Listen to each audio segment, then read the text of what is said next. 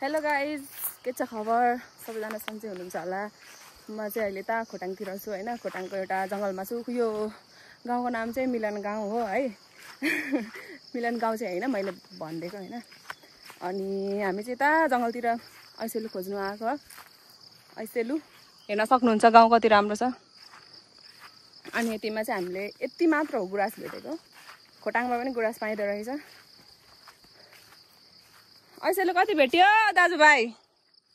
हेर्न सक्नुहुन्छ यहाँ चाहिँ ऐसेलु छ है। हामीले चाहिँ फाइनली ऐसेलु भेट्यौँ। ऐसेलु खाना चाहिँ हामीले अस्ति नै के अरे वहाँनिर पोखरामा जाँदाखेरि हामीले खाएको थियौँ। मैले चाहिँ फर्स्टचोटि खाएको, अब अरूले कतिचोटि खायो हामीलाई थाहा छैन। हाम्रो ग्याङमा चाहिँ हामी 3 जना थियौँ। गाइस हेर्न सक्नुहुन्छ यो चाहिँ मेरो त सास फुलेर नि कस्तो भइसक्यो। त्यति टाढा आएको थियौँ हामी चाहिँ हिँड्दै हिँड्दै। यहाँ चाहिँ ऐसेलु खेती नै रहेछ है। म त ऐसेलु यो आफै उम्रेको होला। यसको यो बिग्दैन त, लाँदा लाँदै बिग्रिसक्छ। यो त सेम हाम्रो तराईमा पाउने किम्बु जस्तो हुँदो रहेछ, तर किम्बु भन्दा अलिक केही मात्रामा मिठो हुँदो रहेछ। धेरै ओके।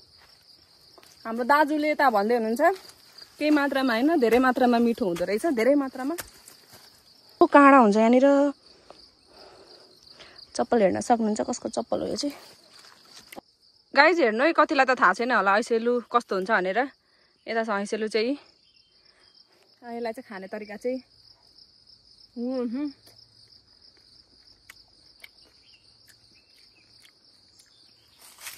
दामी दामी। गाइस यस्तो दामी हावा चलिरहेछ, यस्तो दामी हावा चलिरहेछ इधर। ओ माई गॉड, ओ पछाडि यस्तो दामी सिन, यस्तो दामी हावा, हातमा गुराँसको फुल, ऐसेलु खोज्दै जङ्गलतिर।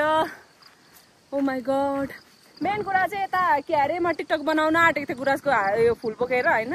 मेन कुरा चाहिँ यता नेट नचल्ने रहेछ। यो भिडियो थाहा छैन, म कहिले पोस्ट गर्छु। तर नेटको समस्या चाहिँ धेरै रहेछ। तर नेट किन चाहियो? यति दामी नेचर छ, नेट किन चाहियो? हेर्न सक्नुहुन्छ। ओ माई गॉड, यो नि जन्नत, इसको बोलते हैं जन्नत।